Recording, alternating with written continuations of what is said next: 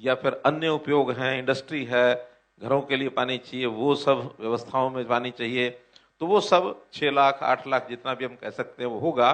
लेकिन इस पानी को कैसे यूज को कम कर सकें, पहला तो ये है।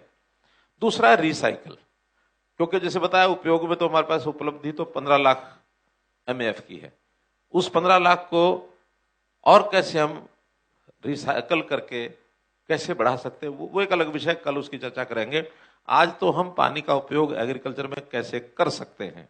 मेरा पानी मेरी विरासत, एक तो ये बड़ा विषय है कि धान की उपज हम कम से कम करें, उसके लिए स्कीम भी बनाई है।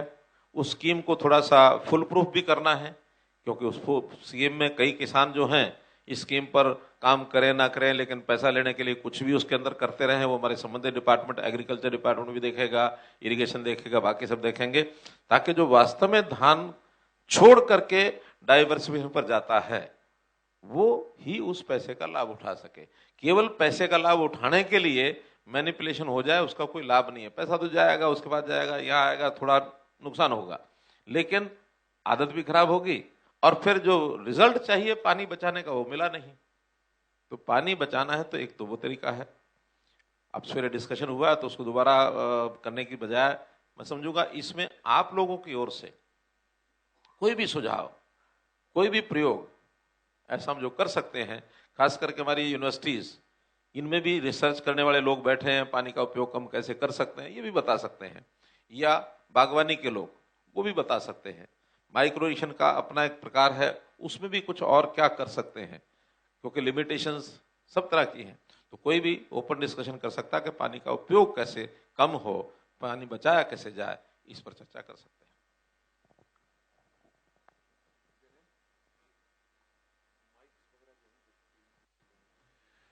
आप सभी से आपके सुझाव या आपके अनुभव संक्षेप में अपना परिचय देते हुए आप रखेंगे, प्लीज।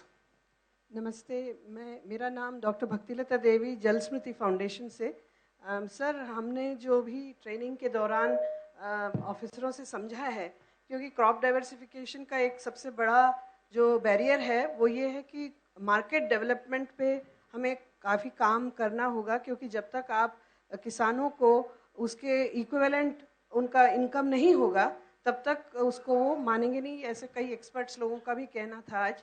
तो उस पर हम चाहते हैं कि कुछ काम जो नहीं हुआ है वो होना चाहिए, और अगर ऑलरेडी प्लान्स हैं तो कौन से प्लान्स हैं वो हम जानना चाहेंगे। देखिए, उसके लिए जहां तक मार्केटिंग की बात है, हम दूसरी चीजों का भी नहीं कह रहे, लेकिन जो MSP पर फसलें हमने खरीदनी शुरू की हैं, हरियाणा जो है highest number of crops MSP पर खरीदना हमने शुरू कर दिया है। बहुत सी चीजें तो बल्कि हमने घोषणा की है, हमें मिलती भी नहीं है, क्योंकि उनके रेट MSP से ऊपर जा रहे हैं। लेकिन फिर भी जिसमें पानी कम लगे उसमें दालें हैं वो हम बुआई कर सकते हैं, बाजरा पानी कम से कम लगता है उसमें, उसकी बुआई कर सकते हैं, कपास है उसकी बुआई कर सकते हैं, मेज है उसकी बुआई कर सकते हैं। केवल धान के बदले में नहीं, और यानी फसल भी उसकी भी अगर कोई हमको रिक्वायरमेंट होगी MSP पर, सरसों है वैसे ही MSP पर ऊपर जा रही है, लेकिन जहां तक MSP के अंदर खरीदने की बात है वो हम कमर्शियल परचेज अपनी करते हैं, नेफेड के ब्याह पर भी करते हैं। तो इसलिए जो फसलें MSP पर हैं डाइवर्सिफाई होकर के वहां आएंगे तो उसका भी हम कोई कठिनाई नहीं आने देंगे मार्केटिंग में। और जहां तक धान को कम करके डाइवर्सिफाई करते हैं तो उसके लिए हम 7,000 रुपया दे भी रहे हैं, और 7,000 रुपये से ज्यादा लॉस नहीं होता है केवल धान का, क्योंकि बुआई आसान है, बाद में कटाई बिक्री वो सुनिश्चित है, इसलिए फटाफट लोग जो कि धान बोने का प्रारंभ कर देते हैं। धान मेरा ख्याल तो 20 क्विंटल के लगभग कितना हो जाता है 1 एकड़ में? 20 से 25, क्या 20 से 25 होता है। तो 20 से 25 और रेट भी लगभग 2,000 कितना, 2,100 कितना है धान का? बासमती की बात नहीं कर रहा मैं ऑर्डनरी की बात कर रहा हूं। तो वही लगभग 40,000 रुपए की 1 एकड़ की फसल, और 40,000 की 1 एकड़ की नहीं आएगी तो 35,000 की, तो 30,000 32,000 की, तो बाकी फसलें भी आ जाती हैं, कहीं कठिनाई नहीं आती है, और 7,000 रुपये हम एडिशनल दे भी रहे हैं। तो अगर ठीक ढंग से उसकी हम बुआई करें और बाकी फसलों की उसकी भी मात्रा बढ़ सकती है, उसकी भी बिक्री में कठिनाई नहीं आएगी किसी चीज की, ऐसा मेरा कहना है। नेक्स्ट प्लीज, माइक्रोफोन दीजिए। मेरा नाम डॉक्टर केसी बांगड़ है। इस समय मैं हरियाणा सरकार में adviser environment and climate change के पद पर काम कर रहा हूँ। पैडी के ऊपर बहुत सी बातें हम सुबह से सुन रहे हैं कि पानी ज़्यादा यूज होता है और इसकी एमएसपी भी पैडी की हम दे रहे हैं। एक सुझाव, मैडम ने एक सुझाव दिया, उसको मैं आगे बढ़ाना चाहूँगा कि जो आज राशन डिपोज हैं हमारे, it may not be fully control under your leadership, it may be under the central government as well. जो राशन डिपोज हैं उनके ऊपर हम गेहूं और चावल ही सप्लाई करते हैं। अगर राशन डिपोज के ऊपर पूरे हरियाणा प्रदेश में मिलट्स अगर सप्लाई करने लगे तो मिलट्स की प्रोडक्शन भी बढ़ेगी, मिलट्स का भाव भी बढ़ेगा और पानी भी बचेगा। दूसरा, एक एडिशनल इंफॉर्मेशन जो ऑडियंस है उनके लिए मैं कहना चाहूँगा कि हम सुबह से पैडी एरिया के ऊपर बात कर रहे हैं और पैडी एरिया में ज़्यादा पानी की ज़रूरत है, ज़्यादा इरिगेशन हो रही है, अंडरग्राउंड वाटर भी यूज़ हो रहा है, कनाल वाटर भी यूज़ हो रहा है, इरिगेशन वाटर भी यूज़ हो रहा है और रेन वाटर भी यूज़ हो रहा है। And to some extent this heavy irrigation in the paddy field may causing the waterlogging in another field, in another area. So to reduce this water consumption in paddy, not only this problem, to use less water, but while using this lot of water in the paddy area, it contaminates the environment and it affects the climate change as well. I like to comment for the information of the audience कि केवल पानी का इस्तेमाल ज्यादा नहीं हो रहा। जब पानी का ज्यादा इस्तेमाल होता है, वाटर लॉगिंग कंडीशन होती है पैडी फील्ड में, तो जो ऑर्गेनिक कार्बन जो है, ऑर्गेनिक मैटर जो है सॉइल में, वो जब डिकम्पोज होता है तो कार्बन डाइऑक्साइड नहीं बनती, मीथेन बनती है और नाइट्रस ऑक्साइड बनती है। मीथेन 30 गुना ज्यादा हार्मफुल है और नाइट्रस ऑक्साइड 300 गुना ज्यादा हार्मफुल है कार्बन डाइऑक्साइड के निस्बत। तो जो एनवायरमेंट पोल्यूशन जो है, या I should say the climate change is occurring 30 and 300 times more under paddy field than the millets or wheat or other crops. And second information I like to share, that when paddy crops is grown, the water keeps stagnant on the soil surface and more evaporation takes place.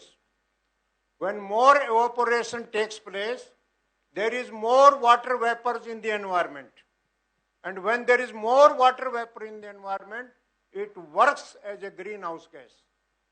And again, it causes the capture of the radiations, particularly the infrared radiations, and causing the environment to warm up more and causing the climate to change to more adverse situation.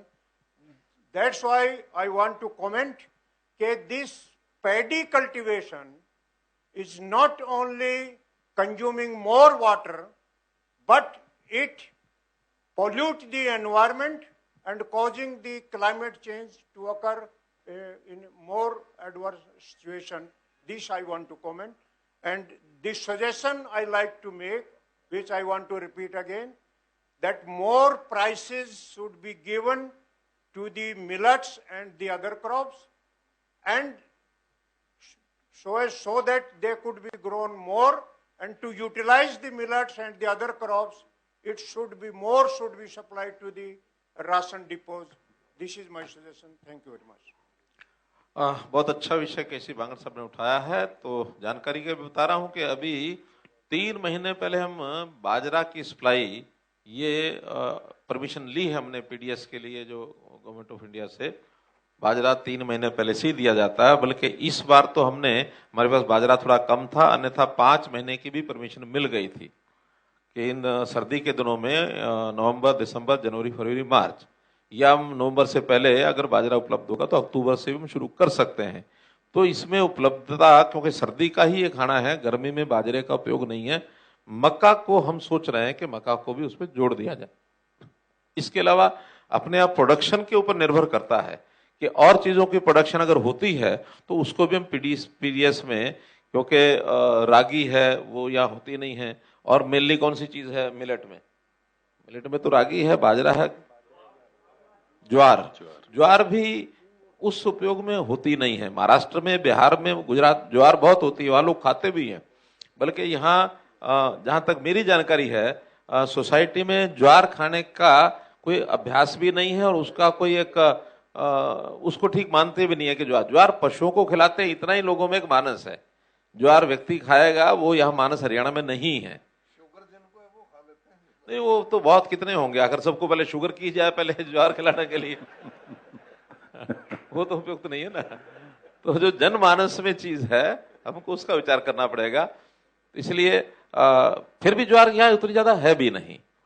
बाजरा होता है, मक्का कुछ portion में होता है, और क्या क्या हो सकता है उस पर एग्रीकल्चर डिपार्टमेंट विचार करे कि क्या क्या चीज मिलेट्स में बड़ी मात्रा में पैदा की जा सकती है। इसका विचार करना चाहिए, अच्छी बात है। और दूसरा, पैडी के बारे में आपने कहा कि एनवायरमेंट के ऊपर बहुत उसका असर होता है, उसको कम करना है।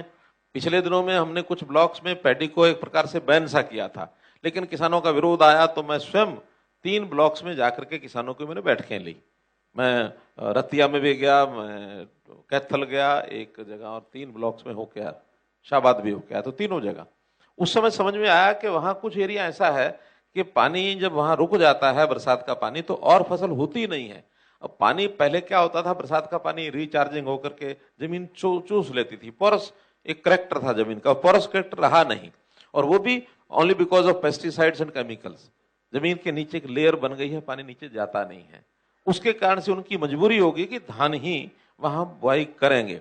उसमें से भी कोई हमारे यूनिवर्सिटी को लोग विचार करें कि कैसे पानी को यानी जमीन में सोखा जाए, या तो वहां रिचार्जिंग के वेल लगाए जाए, और या फिर उस मिट्टी में कोई केमिकल ऐसा मिलाया जाए ताकि मिट्टी फिर से वो पुराना करेक्टर अपना ले आए, केचुए फिर डाले जाए, फिर मैन्योर जो है गोबर का खाद डाला जाए, तब जाकर के ये सारी चीजें पैदा होंगी।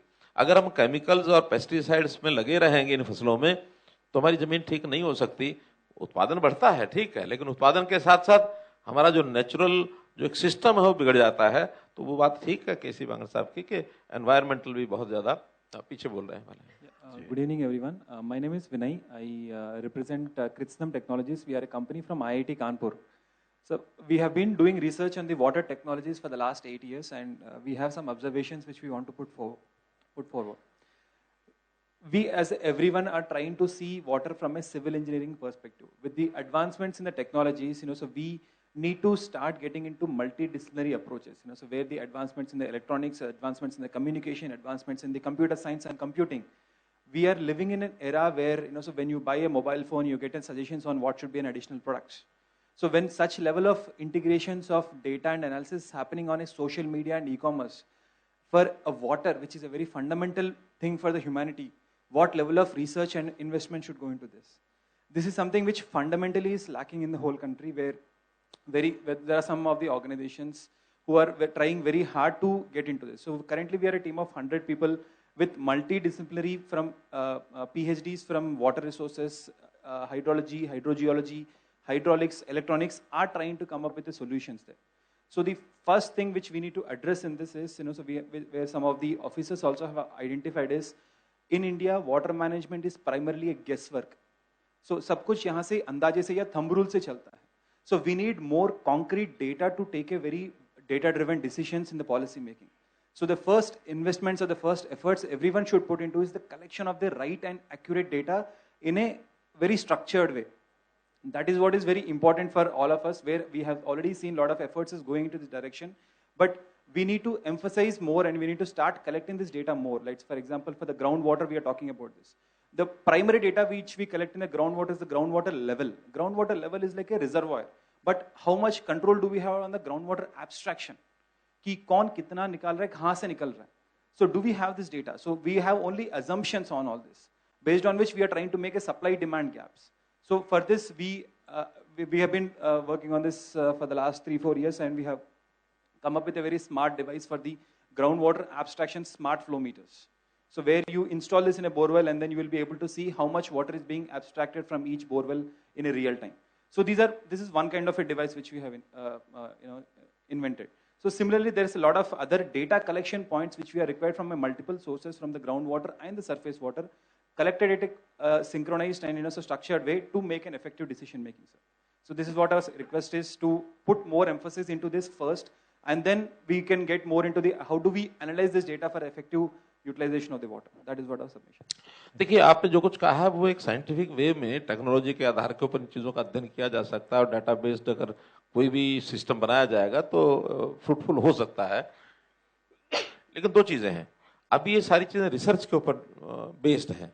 पब्लिक में अभी कोई चीज़ अभी उस प्रकार की तब तक नहीं की जा सकती जब तक उसका कोई पायलट प्रोजेक्ट, और पायलट प्रोजेक्ट सफल करके और अब जिस टारगेट को प्राप्त करना चाहते हैं उस टारगेट तक हम पहुंच ना जाएं, और जब उसको प्रयोग करेंगे पायलट प्रोजेक्ट पर, फिर कई चीज़ें ध्यान में आएंगी कि कितना ये प्रैक्टिकल है, कितना फिजिबल है, इकोनॉमिकली कितना वायबल है, वो भी सोचना पड़ेगा। आखिर आम आदमी के लिए सरकार की सीमा होती है हर चीज़ को करने की। ये सारी चीज़ें जो आप बता रहे हैं इसमें से कुछ मात्रा में कर भी रहे हैं। हमारे साइंटिफिक जो रिसर्च है या यूनिवर्सिटीज़ कर रही हैं, चाहे हमारी ये वाटर जो अथॉरिटी है, मैडम केशनी अरोड़ा सवेरे उन्होंने भी विषय रखा था, बैठी हैं, तो ये सब पीजोमीटर लगा करके इसकी क्वांटिटी भी कर रहे हैं, कितना पानी का फ्लो होना चाहिए, आर्टिडास भी उस पर कर रहे हैं, तो वो सारा कंट्रोलिंग मैनेजमेंट सब हो रहा है, लेकिन एक फुल स्केल पर अभी नहीं है, ये मानता हूँ।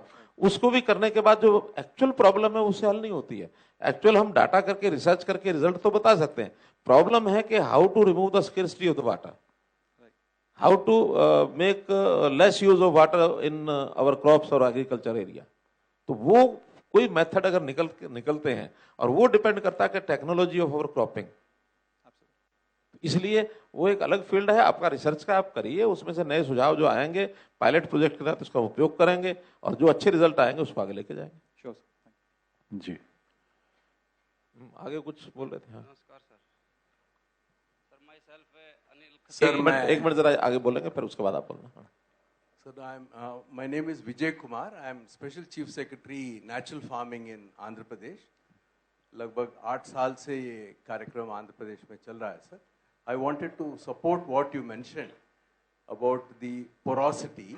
अभी तक नेचुरल फार्मिंग का जो इफेक्ट है किसानों के इनकम्स पे देख रहे हैं, यील्ड्स इंक्रीज हो रहे हैं, क्लाइमेट चेंज से बहुत अच्छा है, और जो उत्पादन है वो बहुत ही न्यूट्रिशियस है। लेकिन स्पेसिफिकली पानी का जो सिचुएशन है, जब नेचुरल फार्मिंग सही तरीके से करते हैं, सॉइल पोरोसिटी बढ़ती है। Sir, good quality soil 50% should be air. तो जितना भी बारिश गिरे वो पानी अंदर जाना चाहिए। वो soil microbial activity, earthworm activity, ये सब एक्सेलरेट होने से सो नेचुरल फार्मिंग और पानी का बहुत बढ़िया संबंध है सर। पूरा पानी वेस्ट नहीं होगा, पानी जमीन के नीचे जाएगा। दूसरा, कार्बन सेक्वेस्ट्रेशन होता है नेचुरल फार्मिंग में, और 1 additional gram of carbon in the soil binds with 8 grams of water. So this water will be near the root zone. So जब हम सब सॉइल रिजर्वायर बनाते हैं, लगभग 3 मीटर के डेप्थ तक ये नेचुरल फार्मिंग से सब सॉइल रिजर्वायर बन सकता है सर। लेकिन आपने अभी जो प्रश्न किया, क्या पानी की क्वांटिटी बढ़ा सकते हैं, तो मैं I had invited officers from Haryana also. एक विश्व में सबसे पहला ब्रेक थ्रू आंध्र प्रदेश में हुआ है, जो हवा में पानी है sir, water vapour. It is equal to 10 rivers of water flying in the air. तो प्राकृतिक खेती में वो पौधे में वो क्षमता आती है कि ये पानी वो ले ले। तो अभी हमारे जो बहुत सूखे का इलाका है, अनंतपुर डिस्ट्रिक्ट है, वहाँ रेनफेड कंडीशन में ही किसान 3 फसल ले रहे हैं। अभी ये 2019-20 में ये इनोवेशन किया था। इस साल लगभग 10,000 किसान सूखे का जमीन है, इरिगेशन नहीं है, फिर भी ये पानी ले रहे हैं sir. So to answer your, natural farming में बहुत ये बेनिफिट्स हैं सर। और ये हम जो आंध्र प्रदेश में अभी 10 लाख किसान जुड़े हैं, लेकिन ये 365 डेज ग्रीन कवर कहते हैं इसको, कि भाई हर जमीन पे 3 फसल ले सके, इरिगेशन हो या ना हो। ये अभी 10,000 किसान ये इस काम पे हैं। लेकिन जो हम काम कर रहे हैं ये सब महिला संगठनों से हुआ है, और हरियाणा में भी बहुत अच्छा काम महिला संगठनों का हो रहा है। तो मैं समझता हूँ किसान और महिला संगठनों के द्वारा ये प्राकृतिक खेती को भी आगे ले जा सकता है सर। Thank you sir. क्या आपकी कोई ऑर्गेनाइजेशन है क्या? हम गवर्नमेंट के ऑर्गेनाइजेशन। Government organisation. तो कोई ऐसा ऑर्गेनाइजेशन नेचुरल फार्मिंग में जिसका इंटरेस्ट हो, और हम कोई डेमोन्स्ट्रेटिव कोई उसके लिए कोई प्लॉट्स उनको अगर दें कि इस जमीन के ऊपर नेचुरल फार्मिंग से आप 2 साल 4 साल 5 साल के लिए एक कॉन्ट्रैक्ट सिस्टम से उसमें करके दिखाएं, तो ऐसा कोई ऑर्गेनाइजेशन आ सकती है आगे? सर हम खुद अभी मध्य प्रदेश गवर्नमेंट के साथ हमने MOU किया है, मेघालय गवर्नमेंट में काम कर रहे हैं, राजस्थान गवर्नमेंट में काम कर रहे हैं। हम वहाँ से किसानों को यहाँ भेजते हैं, आपके किसानों के साथ ये काम करेंगे। मुझे लगता है किसान अडॉप्ट नहीं करता आसानी से। किसान जो है वो थोड़ा सा उसको एक भय रहता है कि इसको मैं अडॉप्ट करूंगा, पता नहीं सफल होगा नहीं होगा, मेरी इनकम घट जाएगी, ऐसा होगा वैसा होगा। एश्योर्ड इनकम हमको 1-2-4 साल के लिए किसी एक प्लॉट पर उसको देना होगा। और एश्योर्ड में आजकल जमीनें जो हैं ठेके पर भी एक 40-50 हज़ार रुपये एकड़ के हिसाब से मिल जाती है। थोड़ा अच्छी होगी तो और 10,000 रुपये ज़्यादा मिल जाएगी। तो ऐसा अगर हम अपने एग्रीकल्चर डिपार्टमेंट की ओर से 50 या 100 डेमोन्स्ट्रेटिव प्लॉट्स 100 एकड़ के हो सकते हैं, अगर ये दे करके और उन टेक्निकल आदमियों को या जो आपकी कोई NGO हो या हो, आप गवर्नमेंट की ओर से अगर आप MOU करते हैं तो उसकी देखरेख आपने करनी है। काम करने के लिए लोग यहाँ मिलेंगे, लेकिन उसकी गाइडेंस अगर आपकी हो तो और एक ब्लॉक में एक डेमोन्स्ट्रेटिव अगर पार्क 100 एकड़ का हो गया 20-30 गाँव में, उसको लोग आके देखें और उस पर हम केमिकल्स और पेस्टिसाइड्स और ये सब खत्म करें। नेचुरल फार्मिंग का जो मैन्योर है वो डालें, पानी का उपयोग कम से कम कैसे करें, उसमें माइक्रो इरिगेशन के साथ कैसे हम आए, फसलें कौन सी उगाएं, ये अगर एक सिस्टम कोई बनता है, ये नहीं तो कोई भी एग्रीकल्चर में कौन बैठे हैं, सुधीर जी, ये कोई नहीं, तो ये कोई भी इस प्रकार की ऑर्गेनाइजेशन को ढूंढे हम, या अपना सिस्टम खड़ा करें ताकि कुछ बड़े बड़े डेमोन्स्ट्रेटिव फार्म्स। अब किसान को हम कहते हैं किसी के पास 2 एकड़ जमीन है, किसी के पास 4 एकड़ है, वो कहता है जी मेरा जैसा चल रहा है वो बढ़िया चल रहा है। वो उसके साथ यथास्थितिवादी लोग होते हैं ना कि भी कोई चेंज वो करना नहीं चाहता, उसको ये प्रॉब्लम्स नहीं समझ में आती कि जिसकी चिंता हम कर रहे हैं उसकी बला से। So whatever आप डिसाइड करेंगे उसके हिसाब से we are ready to provide the technical support. Sudhir ji जरा बाद में आप बैठ लें। नेचुरल फार्मिंग के कुछ 50, 60, 100 एक डेमोन्स्ट्रेटिव एक एरियाज प्लॉट्स 100 एकड़ के हों, 50-50 एकड़ के हों, और उसमें जैसी टेक्निक ये बनाना चाहते हैं वो करें, मुझे लगता है सफलता मिलेगी। बहुत ऐसे अच्छे प्रोग्रेसिव फार्मर्स हैं जो कर भी रहे हैं, लेकिन वो संख्या को आगे बढ़ा नहीं पा रहे हैं। हमने तो पीछे एक स्कीम चलाई थी, जो प्रोग्रेसिव फार्मर्स हैं अपने जैसे और फार्मर्स को भी अगर वो ट्रेन करते हैं 2, 4, 5, 10 फार्मर्स को, हम उनको भी इंसेंटिव्स देंगे। ये भी योजना करके सर अलग अलग ब्लॉक्स में जो डिफरेंट एग्रो इकोलॉजिकल जोन्स हैं। सुधीर जी जरा मिलने, ठीक, तो उसके हिसाब से बैठिए। पीछे कोई थे? Thank you sir. अच्छा 1 मिनट पहले वो खड़े थे, उसके बाद आप। Good evening sir, myself mike खोल, माइक थोड़ा सामने मुंह के रखिए। Myself Anil Khatri sir, agriculture department Pinjore से हूँ जी। ठीक है। तो ये जो संगोष्ठी चली है सर, वाटर इन के लिए होगी, तो इसका सबसे फ्रॉम मेरे हिसाब से सर, जितनी अपनी नदियां है ना सर, अगर उनमें चेक डैम लग जाए ना, जितनी भी ड्राई है या इस सीजन में चलेंगी, ये मोरनी से घर नदी निकलती है, इसमें अगर 3-3 फुट की चेक वाल लग जाए ना कई किलोमीटर के बाद, जितनी भी ड्राई नदियां उनमें भी लग जाए, बारिश में आएगा तो उनमें सब में पानी रुक जाएगा। तो उस एरिया के नजदीक सर 2 साल के अंदर सभी का वाटर टेबल अपने आप ऊपर आ जाएगा। सुझाव अच्छा है, इसके लिए हम प्रयत्न भी कर रहे हैं। पीछे एक सरस्वती नदी का पानी जो है वहाँ, उसके ऊपर एक डैम बनाने के लिए वो काम चालू हो गया है। 9 और ऐसे पानी के स्रोत हैं जो शिवालिक की पहाड़ियों में से निकलता है, उसके लिए भी काम चल रहा है। हथनी कुंड पर भी हम सोच रहे हैं कि कोई एक ऐसा बड़ा बैराज बनाने का एक उसकी डीपीआर बनी उसकी, नरेंद्र सिंह जी, हथनी कुंड। मैं सर ये डैम की नहीं कह रहा सर, 3 या 4 फुट की नदी के क्रॉस आरम पार वाल लग जाए ना कंक्रीट की, तो जैसे ही बारिश आएगी तो धीरे धीरे पानी रुकता चला जाएगा आगे आगे, और तो ठीक, लेकिन लेकिन वाटर टेबल ऑटोमेटिकली बच जाएगा सर। नहीं, अच्छा है, लेकिन इतना जितना आप सोच रहे हैं उतना ज्यादा उसमें होता नहीं है, क्योंकि बरसात का पानी बड़ी मात्रा में आता तो एक साथ निकलता है। यानी यमुना में 7 लाख क्यूसेक पानी भी, पिछले साल तो 8 लाख क्यूसेक पानी आया। अब उस 8 लाख क्यूसेक पानी को कौन रोक पाएगा? कहीं नहीं रोक पाएंगे, वो तो एक बार तो निकलेगा, बाहर जाएगा ही। हालांकि वो उसी का हिस्सा है जो बरसात का पानी ऊपर से आता है, उसको हम काउंट तो करते हैं, लेकिन रुक नहीं पाएगा।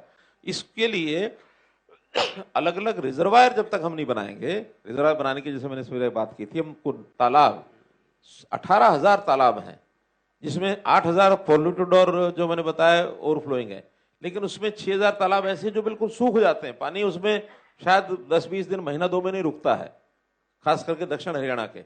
उनकी खुदाई करनी पड़ेगी, उसमें पानी इन वर्षा के दिनों में कैरी करना पड़ेगा। कैरी करना शुरू किया है अभी हमने। मसानी डैम को 8-10 फुट पानी भर देते हैं।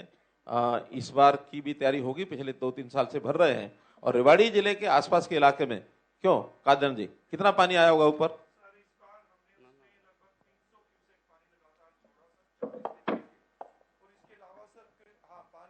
पानी का लेवल है सर वो 50 फुट से 150 फुट तक, लोग हालांकि क्लेम कर रहे हैं 250 फुट तक भी ऊपर आया नजदीक में, पर लगभग 28 गांव को आसपास फायदा हुआ सर। ऐसे ही हमने कृष्णावती और दोहन नदियां, ये 3 ही नदियां थी सर जो अरावली से निकलती थी, तीनों 1970s में राजस्थान ने ऊपर बांध बना दिया तो तीनों बंद हो गई थी। कृष्णावती और दोहन में बैठे हुए हैं सर नांगल चौधरी से विधायक जी, वो बेहतर बता पाएंगे। वहां पे लगभग 48 गांव में सर 50 फुट से 150 फीट तक पानी ऊपर आया है, और वहां पे पैदावार आप इतना क्लेम आप कर रहे हैं तो बहुत बड़ी बात है। वो बताएंगे सर, बताएंगे, वो बैठे हुए आप। मतलब वो पानी ना बड़ी स्पीड से जाता है, हजारों साल पानी उसमें जाता रहा है। पानी का लेवल ये कह रहे हैं कि 50 फुट ऊपर आया। मैं इसलिए कह रहा हूँ सर, वो पानी बड़ी तेजी से जाता है नदी में, जो जितना पानी छोड़ा जाता है। मैं एक बार एक खान थी बजरी की, उसमें लगभग 25 फीट प्लस गहरा पानी था। मैं चौथे दिन देखने गया, 10 फीट पानी बचा हुआ था उसमें, नीचे चला गया जमीन, नीचे बड़ा फास्ट जाता है। नहीं, पानी का जो नेचुरल लेवल नीचे चला गया वो ऊपर कितना उठा सर? वो underground level on an average बता रहा हूँ, हमारे जो नदी के पास के गांव है, वो जमींदार कहते हैं हर साल एक पाइप 20 फीट का एक पाइप निकालते हैं नीचे से, लाइन में से ऊपर हो जाता है। हाँ जी सर। हाँ, तो ये बहुत अच्छी बात है ये। 4 से 5 वरना तो जो डार्क जोन एरिया है उसमें हर साल 2 मीटर, 1 मीटर, 1.5 मीटर पानी नीचे जा रहा है, और 2 साल बाद, 3 साल बाद एक पाइप और डालना पड़ता है।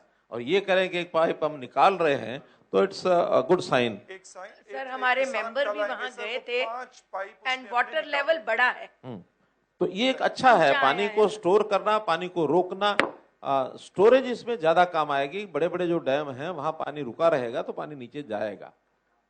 ठीक है, अच्छा सुझाव है। हाँ, इधर कोई बोल रहे थे पीछे, इधर कोई खड़े हुए थे पीछे। हाँ, नमस्कार सर। सर मेरा नाम लक्ष्मीकांत भाटिया है, मैं जल एवं स्वच्छता सहायक संगठन से हूँ, राज्य सलाहकार। सर जितनी भी बात चल रही है वो बात हट फिर कर आती है फोकस आईईसी के ऊपर। गांव में किस प्रकार से किसानों को, आम नागरिक को मोटिवेट करना है कि कैसे हमने वाटर कंजर्वेशन करना, चाहे वो एग्रीकल्चर में है या वो दूसरे सेक्टर में है। तो जब तक फोकस आईईसी नहीं होगी तब तक हमारा जो भी प्लान है वो सक्सेस नहीं हो पाएगा।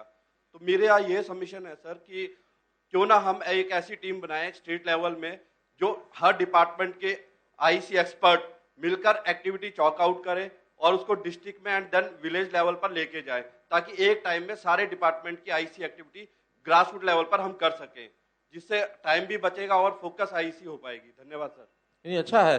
हमारे public relation department Amit ji बैठे हैं क्या? जी जी हाँ। बैठे हैं। तो एक ये हम अपने कोई हरियाणा के गांव में तो रागनिया, भजन और इस प्रकार के जो चलते हैं ना, उसमें इस इशू को लेकर के, पानी के इशू को लेकर के हम अच्छी टीमें तैयार करें आईसी के नाते से, जो गांव-गांव में जाएं, किसानों को इकट्ठा करें, पानी के बारे में थोड़ा सा उनकी एक अवेयरनेस जितनी ज्यादा पैदा करेंगे उतना उनको आगे का भविष्य भी बताएं। पानी पानी बिन सब सून, पानी नहीं तो सब सूना ही सूना है। तो इसलिए आईसी की एक्टिविटीज अगर करेंगे, दोनों बातें करनी पड़ेंगी। आईसी के नाते से उनको प्रेरणा देना, थोड़े इंसेंटिव्स, इंटेंस इंसेंटिव, जैसे मेरा पानी मेरी विरासत हम 7,000 रुपए दे रहे हैं, डीएसआर उसके लिए हम 4,000 रुपए दे रहे हैं, और भी इस प्रकार की बोरवेल जो है, ये जो रिचार्ज के लिए उसका भी हम पैसा दे रहे हैं। उसमें तो सिर्फ 25,000 रुपये एक बोरवेल का हमने तय किया है, तो उसके नाते बाकी खर्च सारा सरकार करेगी। ऐसे ही माइक्रो इरिगेशन 75%, 85% ये पैसा हम सरकार की ओर से दे रहे हैं। तो इंसेंटिव्स भी दे रहे हैं, पर्याप्त दे रहे हैं, लेकिन ठीक है, अवेयरनेस भी पैदा करनी पड़ेगी। और एक थोड़ा सा उनको ये सिस्टम्स में कोई बाधा ना आए। मेरे पास ये भी शिकायत आई है, कुछ किसानों ने कहा कि हम चाहते हैं माइक्रो इरिगेशन लगाना, हमने एप्लीकेशन डाली है, लेकिन 6 महीने हो गए हमको रिस्पॉन्स नहीं मिला है। तो थोड़ा सा देवेंद्र सिंह जी, ये जो इंसेंटिव्स हमारे हैं ये लोगों को तुरंत मिलें।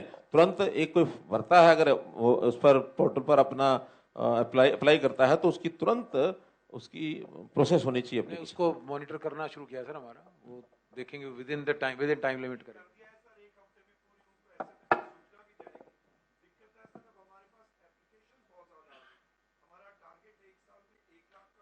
तो टारगेट 2 लाख कर लो, 3 लाख कर लो, क्या मना किया? तो किसने मना किया? देखिए, बजट इज नो प्रॉब्लम, लेकिन पिलफ्रेज ये बर्दाश्त नहीं होगी। बस 2 ही चीजें, there should not be pilferage, एक भी पैसा नुकसान नहीं होना चाहिए, लेकिन बजट के लिए अनुराग रस्सी की जिम्मेदारी है, जहां से लाएंगे सो लाएंगे। you have been given free hand, कहीं से भी प्रबंध करो बजट का। एक माइक्रो से रिलेटेड एक, हाँ,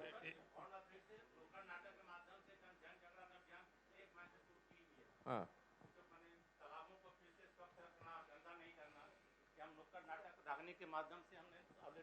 एक काम और करिए, जितने तालाब हमने पॉन्ड अथॉरिटी के माध्यम से ठीक किए हैं, रीजनरेट किया है उनको, और पानी उसमें भर गया है, तालाब की पूजा, जैसे कुआं पूजन होता है किसी घर में, बच्चा, लड़का, लड़की, अब तो लड़कियों के उस पर भी होने लगे हैं कुआं पूजन, तालाब पूजन कराइए।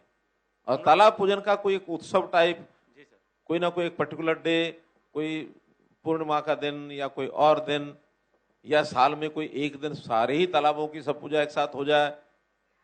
यानी पवित्रता का भाव तालाब के प्रति होता था। पेड़ों की पूजा हम करते थे, नदियों की पूजा हम करते हैं, तालाब की पूजा क्यों ना करें लोग? और कुछ नहीं तो वहां जाकर के कोई दीप जलाएं, कोई वहां पुष्पदान करते हैं, हम सरोवरों में पुष्पदान करें शाम के समय।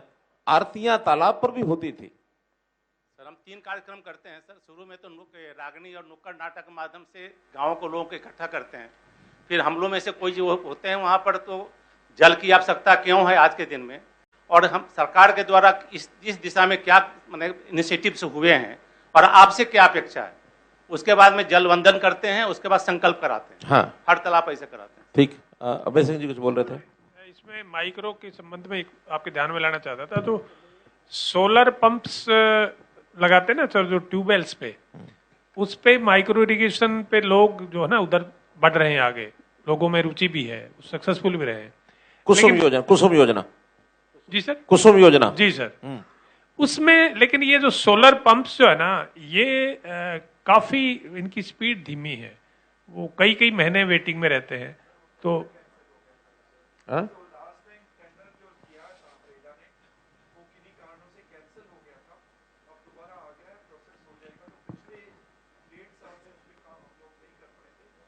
उसमें काफी गैप है जो। इसमें एक नया प्रयोग भी, मेरे सामने एक सज्जन आए थे, और वो मोबाइल जो सोलर सिस्टम है ट्रॉली पर, वो उन्होंने बनाया है कि आप सुबह ले जाकर के अपना खड़ा कर दो खेत में, उससे ट्यूबवेल चलाओ, एक आदमी वहां रहे, ट्यूबवेल चलाया, जैसे बंद किया, शाम को खींच करके घर ले आए, ताकि ना तो चोरी की कोई समस्या रहेगी, ना उस पर कोई और नुकसान होगा। जो सोलर वाला पार्ट है सर, वो हेरेडा इंडिपेंडेंट एजेंसी, उन्हीं को बताएं कि मोबाइल सिस्टम को इसको प्रमोट करें। Right sir. बैठे हैं वो अपने सिंगला जी, स्वतंत्र कुमार जी, क्या स्वतंत्र सिंगला जी। स्वतंत्र कुमार, चेयरमैन हरेडा। सर, ये जो सोलर पंप की जो समस्या है ये हमें फेस हो रही है। अभी रिकॉल किए हैं टेंडर जो गवर्नमेंट ऑफ इंडिया की तरफ से। वो पहले एजेंसीज जो है वो उनको थोड़ी सी प्रॉब्लम आ रही थी, उनकी कॉस्ट पेमेंट्स की बढ़ गई थी, तो अभी रिकॉल कर लिए हैं। अभी विद इन ए मंथ हम उसको एनर्जाइज करके दोबारा उसको जो है पोर्टल को एक्टिव करके जो भी हमारे पेंडिंग केसेस हैं वो भी पूरे करेंगे, और आगे भी 70,000 जो सोलर पंप लगाने का हमारा मिशन है वो हम पूरा करेंगे। सर, पोर्टल का जो ऐसा है उसमें मैं तो सर अपने माननीय मुख्यमंत्री से बेनती करूंगा कि हमें इसमें थोड़ा सब्सिडी कम करनी होगी, अदरवाइज सर बहुत ज़्यादा रश रहता है। पोर्टल 24 घंटे भी लगते नहीं है, वो फुल हो जाता है सर। चलिए, अलग से आप हमारे अनुराग रस्तोगी जी से बैठ लेना, और देखिए ये तो ठीक है, जिस चीज की डिमांड बढ़े थोड़ा सा कम कर दो, कोई दिक्कत नहीं है। डिमांड ना हो थोड़ा बढ़ा दो। सर, गुड़ तो उतना ही है, जिसने खाना उसने खाना ही है। सर 80% तक हम सब्सिडी दे रहे हैं, तो इतनी ज्यादा डिमांड रहती है। ठीक है, वो आप बात करके और इरिगेशन में और पावर में और अनुराग रस्तोगी तीनों से बात करके हो जाएगा। बैठिए। पीछे कोई रेड शर्ट वाले बोल रहे थे। Thank you so much, sir, for being the waterman of Haryana. Dr. Samundar Singh, President International Weed Science Society और डायरेक्टर एग्रोनॉमी मिकाडा। आप सुबह बोल के गए थे पानी बचाने के लिए, तो सारे हॉल में जितने भी आदमी बैठे हैं किसी ने पानी नहीं पिया है जो ना पीछे। वाह वाह वाह, इसके लिए धन्यवाद। अगर ऐसी पानी बचाने का मुहिम चलता रहेगा तो मुझे ध्यान ये भी करना पड़ेगा कि आप सब सही सलामत रहे, ये चिंता मेरी रहेगी। तो इतना पानी ना बचाएं, आवश्यकता तो पी के जरूर आए। मैं बात करना चाहता हूँ धान के ऊपर। डॉक्टर बांगड़ ने भी बोला था कि हाँ इसमें काफी नुकसान है एनवायरनमेंट के, 50 मिलियन टन जो है ना मीथेन इसमें पैदा होती है। अब अगर हम धान ही उगाएं, क्योंकि फार्मर तो वही फसल लेगा जिसमें उसको फायदा है, अगर हम सीधी बिजाई करते हैं और उसमें ड्रिप सिस्टम लगाते हैं डीएसआर, तो 50% पानी तो आपका बच गया जो ना। अब 50% पानी बच गया, जो आपका 1200 मिलीमीटर लगता है तो 600 लग गया। आप अगर कोई भी और फसल लगाओगे तो वो भी इतना ही पानी लेगी। तो आप मक्का लगा लीजिए, कोई लगा लीजिए, इससे कम में कोई नहीं पकती जो ना। ठीक है। और अगर हम डीएसआर पर जाते हैं तो हमारी जो मीथेन की प्रोडक्शन है वो भी 80% कम हो जाएगी जो ना। ठीक है। तीसरी बात यह है कि देवेंद्र सिंह और काजल साहब के नेतृत्व में हमने ट्रायल लगाए थे। आप रतिया की बात कर रहे हो, 3 जमींदारों के हमने 2 साल धान पे काम किए हैं ड्रिप सिस्टम्स के। 3 से 11 मण उनकी किले की पैदावार फालतू हुई, उनके कोई बीमारी नहीं आई, 30% उनका खाद बचा, 100 रुपये उनको रेट फालतू मिला। तो जब फार्मर अगर धान उगाना चाहता है तो हम डीएसआर में क्यों नहीं जाते जो ना। एग्रीकल्चर डिपार्टमेंट के अफसर भी मेरे पास बैठे हैं, वो कह रहे हैं कि आप जो है हरियाणा को डीएसआर स्टेट घोषित कर दो जो ना, आपका 50% पानी बच जाएगा। जहां तक अगर घोषित कर दें कि आज हम कह देंगे अच्छा भी कल से जो धान बुआई करेगा कोई पौध नहीं लगाएगा, केवल डीएसआर करेगा, तो किसान स्वीकार कर लेगा। उसमें देखो ऐसा है कि आपका पानी बचेगा 20 से 25%। वो तो ठीक है। क्या किसान तुरंत स्वीकार कर लेगा? मैं उसी पॉइंट पर रहा हूँ। जो हम सब्सिडी देते हैं ड्रिप सिस्टम पे, वो देते हैं हम 1 मीटर 20 सेंटीमीटर पे। वो कपास और गन्ने के सिवाय किसी फसल में कामयाब नहीं होती। और अगर हम 60 सेंटीमीटर पर सब्सिडी दें, उसमें से आप धान लगाइए, 60 जो लेटरल्स आती है ना हमारी जो ड्रिप सिस्टम जो हम लगाते हैं, वो 1-20 के बजाय 60 कर दो, इसका मतलब पाइप डबल हो जाएंगी, तो जो सब्सिडी जितनी है वो भी डबल हो जाएगी। मतलब माइक्रो पर। तो अगर 60 सेंटीमीटर पे हम लगाते हैं ड्रिप, आपका पानी बचेगा, आपकी खाद बचेगी, आपकी लेबर की कॉस्ट बचेगी, आपकी पैदावार बढ़ेगी, उसकी क्वालिटी बढ़ेगी। ठीक है। तो ये जो 4,000 रुपया देते हैं, ये 4,000 रुपया पाइप में और खर्चा कितना आएगा? 4,000 ही मिला के और खर्च मिला के हम आधा कर दें उसको? नहीं, ये तो सर 85,000 की अगर सब्सिडी 1 एकड़ में लगती है तकरीबन 1 लाख लगता होगा, डबल हो जाएगी। वो ऑलमोस्ट डबल हो जाएगी। ये सर सिर्फ 36,000 का एक्स्ट्रा खर्चा आएगा पाइप का जो है। नहीं, 1 एकड़ में कितना खर्चा एडिशनल हो जाएगा? 36,000। 36,000 यानी 120 करने पर 60 सेंटीमीटर पे 60 सेंटीमीटर, तो 120 और की बजाय 60 पर टोटली 36,000 आएगा। नहीं, एडिशनल जो अभी कितना आ रहा है? अभी कितना आ रहा है 120 पर? यही 55-60,000 रुपए। और फिर और लगाएंगे तो इतना और आ जाएगा, 36,000 और आएगा। लेटरल्स आ जाएंगे, लेकिन उसमें आपका पानी बचेगा दोनों सीजन में। अभी क्या करते हैं फार्मर, आप एक ऑप्शन मांग लो, आप एक ऑप्शन मांग लो कि 60 पर कौन लगाना चाहता है, 120 पर कौन लगाना चाहता है, और प्रारंभ में एक 10-5% का ये करो प्रयोग, ये कि उनको 60 के ऊपर लगा के पाइप, खर्च अगर 30,000 रुपया ज्यादा भी आ जाता है तो हमें तो पानी बचाने के लिए अगर खर्च करना पड़े तो वन टाइम कॉस्ट है ये। कितने साल तक वो काम करता माइक्रो? 7 साल 8 साल, 7 साल का है ये नॉर्मली 7 साल की लाइफ बताते हैं ना पाइप। 7 साल की लाइफ है, तो पर ईयर तो वही 4,000 पड़ा, जो हम 4,000 वैसे दे देंगे तो 4,000 इसमें डाल देंगे हम डीएसआर का, और कुछ नहीं देंगे। डीएसआर में कोई फसल में कोई कमी तो नहीं होती है, कोई कमी यील्ड बढ़ती है तो कह रहे हैं। तो आप बनाइए स्कीम जल्दी, कल बना करके, और इसको भी कुछ एरिया में आप प्रयोग करिए। अच्छी बात है, हम तो चाहते हैं डीएसआर के ऊपर आए, और डीएसआर में पानी कम से कम उतना तो आधा तो बच गया ना, बजाय खुली इरिगेशन के या फिर माइक्रो इरिगेशन। मैं पीछे गया था गुमथला गढ़ू, जो पहला प्रयोग हमने शुरू किया था डीएस का, माइक्रो इरिगेशन चावल के ऊपर, तो डीएसआर का ही था या वो दूसरा डीएसआर का ही होगा वो भी? नहीं, दोनों का रखे हमने वहाँ पे। आपके बार उनका एरिया कम से कम 100 एकड़ हो गया, जो नर्दिया के पास एक गांव में है, वो सारा आपके बार डीएसआर पर हैं और ट्रिप करवाएंगे सारे। चलिए बढ़िया, बहुत अच्छा, थैंक यू। और हाँ आगे बोल रहे थे आप। नमस्कार सर, मैं प्रोफेसर भोलाराम गुर्जर हूँ, आईआईटी रुड़की से अभी यहाँ पे ट्रांसफ़र हुआ हूँ national technical teachers training institute में। मेरा एक छोटा सा सुझाव है कि आजकल जैसे अभी एक स्टूडेंट बता रहे थे आईआईटी के, कई स्टार्टअप्स आ गई हैं जो नई टेक्नोलॉजी को, एआई को, मशीन लर्निंग को यूज करके खेती में गुणवत्ता बढ़ाने का, या इमेज स्कैनिंग करके बता सकते हैं कि कितना पानी चाहिए, कितना खाद चाहिए, तो उससे बचत भी होती है समय की और पानी की, और कॉस्ट भी कम होती है। हमारा संस्थान टीचर्स को ही ट्रेनिंग नहीं करता है, बल्कि कम्युनिटी लेवल पे पॉलिटेक्निक्स और आईटीआई के बच्चों को भी ट्रेनिंग देते हैं। तो अगर विभाग के साथ कुछ हमारा एमओयू हो जाए तो हम प्रयोग के रूप में कुछ गाँव के युवाओं को हम ट्रेन कर सकते हैं।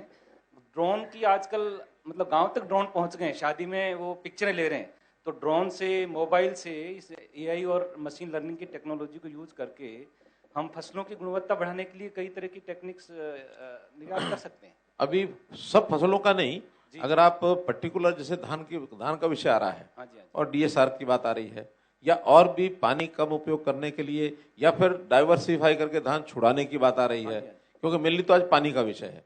अगर ऐसा कोई प्रयोग कुछ गाँव में कर सकते हो तो एमओयू करके हम आपको आगे बढ़ा कर सकते हैं। हाँ, हम बात करके आराम से इसमें एक सुधीर जी इनसे भी करके प्रयोग करें, पायलट 5, 7, 10 गांव करें, एक ब्लॉक पूरा करें, कुछ प्रयोग होंगे तो उसमें से आगे सफलता मिलने पर आगे बढ़ जाएंगे। धन्यवाद।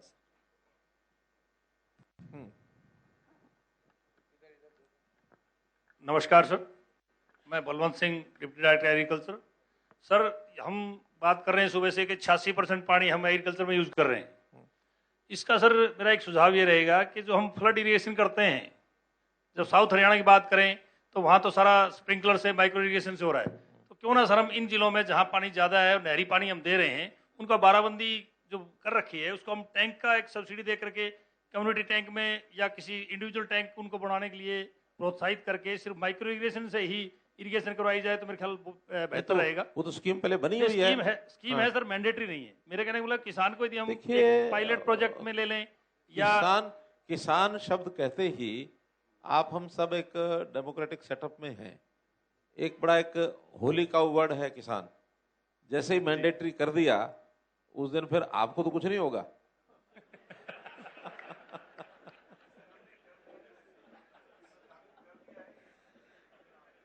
फिर ये आईईसी की बात और फिर ट्रेनिंग की बात, फिर उनको इंसेंटिव की बात, फिर क्यों कर रही है? फिर तो मैंडेटरी करो सब, भैया आज से ये होगा, कल कुछ और कुछ नहीं होगा, सारे विषय खत्म हो जाएंगे। भाई एक ही विषय रहेगा फिर बाद में हमको ध्यान में है। नहरी पानी ना करें सर, ट्यूबवेल का तो कर सकते हैं। कम से कम जो ट्यूबवेल लगा रखे हैं और लगभग जो सरकार फ्री ऑफ कॉस्ट बिजली दे रही है, यदि वो माइक्रो इरिगेशन नहीं करते हैं तो बिल भरें। उसमें हमने 2-3 चीजें की हैं।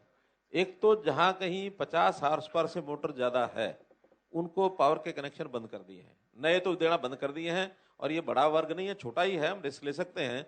हम हो सकता है अगले इस कुछ समय में उनके पिछले जो कनेक्शंस हैं वो काट करके और तभी देंगे जब वो माइक्रो इरिगेशन पर आ जाएंगे। क्योंकि 50 horse power, 60 horse power 3 lakh रुपया एक ट्यूबवेल का सब्सिडी जाती है, और 5 एकड़ 6 एकड़ बिजाई करते हैं। हम उसको कह देंगे भी आप कनेक्शन कटवा ले, 3 लाख वैसे ही ले ले, पानी तो बचेगा। हम 3 लाख रुपए दे देंगे उसको, 6 लाख 6 एकड़ लेकर के, उसको 50,000 रुपये एकड़ से ज्यादा बचता भी नहीं होगा। तो एक तो स्ट्रिक्ट है हम 50 हार्स पावर से ज्यादा जो पंप हाउसेज है। दूसरा, जहां डार्क जोन एरिया है, ओवर एक्सप्लॉइटेड जिसको नया शब्दावली है, वहां हमने जो माइक्रोगेशन पर आएगा उसी को कनेक्शन मिलेगा, बाकियों को नहीं मिलेगा। नए कनेक्शन पर ये कर दिया है। हाँ, पुराने पर अभी हमने छेड़ा नहीं है। आखिर पुराना भी जब कभी नया होगा, क्यों हर पुरानी चीज नई तो करनी पड़ती है, कभी कनेक्शन फेल है, कभी ट्यूबवेल का स्थान बदलना है, कभी और कुछ करना है, तो धीरे धीरे उधर जा रहे हैं। आपकी बात ठीक है, उसको हम ट्यूबवेल वाले इशू पर 2 चीजों में स्टिक हुए हैं, डार्क जोन एरिया या 50 हार्स पावर से ज्यादा की मोटर का एरिया, उस पर माइक्रो के हिसाब से ही दे रहे, बाकी नहीं दे रहे। सर नमस्कार, मैं डॉक्टर धर्मेंद्र हरसेक से।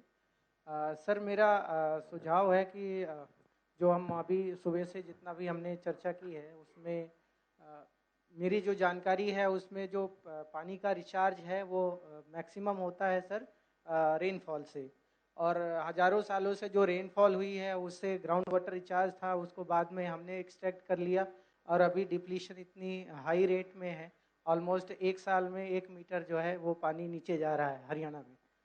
तो इसके लिए सर जो रेनफॉल है उसका जो अभी जैसा में हम लोग एक्टिविटीज़ करते हैं उसको थोड़ा सा और इंटेंस करना चाहिए, और अर्बन एरिया में चाहे रूरल एरिया में जहाँ भी हो तो सरफेस पे स्ट्रक्चर बना के उनको पानी को और ज़्यादा कंजर्व करना चाहिए।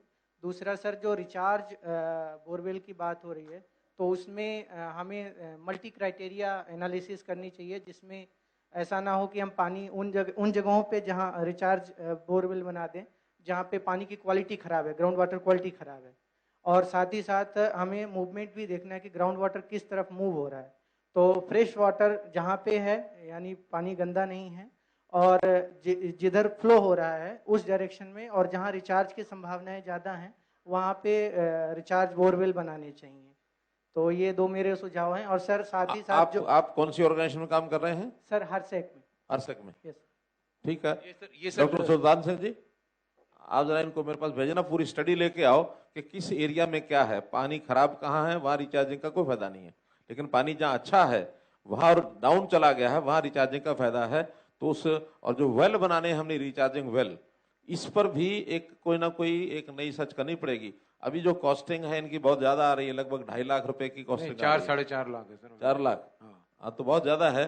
4 लाख कॉस्टिंग पर एक सीमा है रिचार्जिंग वेल की। किसान जो है अपना लगा लेता है, वो 1-1.5 लाख में लगा लेता है। तो हमारा वो थोड़ा सा मॉडल, उसको कोई अच्छा मॉडल बना करके रिचार्जिंग वेल का दे सके कोई, जिसमें 1-1.5 लाख होता, तो 25,000 रुपए किसान देने के लिए तैयार है। मेरी किसानों से बात होती है, वो कहते हैं इतना हम दे देंगे, बाकी सरकार लगा दे। तो हम अभी तो मेरा ख्याल कुल मिला के कितना 1000 एक लगाए होंगे, कितने 800 लगे हैं सर, अभी इस साल 2000 प्लान करे हुए हैं। अभी 1000 का पिछले साल टारगेट रखा था, 800 लगे हैं, नए 2000 लगाने की बात है। मेरा तो कहना है कि अगर अच्छा कोई ठीक मॉडल बन जाए और एरिया वाइज प्राथमिकता तय हो जाए कि यहाँ ज्यादा लगाने यहाँ नहीं लगाने, तो इस 2000 को हम और आगे 5000 भी कर सकते हैं, कोई दिक्कत नहीं है। तो वाटर कॉन्क्लेव का आयोजन किया गया पंचकुला में। 2 दिवसीय वाटर कॉन्क्लेव चलेगा। मुख्यमंत्री मनोहर लाल को आप सुन रहे थे, वहां पर वो लोगों से बातचीत करते हुए भी नजर आ रहे थे, और सबसे अहम बात ये रही इस दौरान कि मुख्यमंत्री ने जिन लोगों से संवाद किया उनसे सुझाव भी लिए हैं, उस पर मुख्यमंत्री ने योजना को लेकर जानकारी भी दी है। चलिए इसी के साथ ही फिलहाल इस बुलेटिन में इतना ही। खबरों के लिए बने रहिए हमारे साथ। नमस्कार।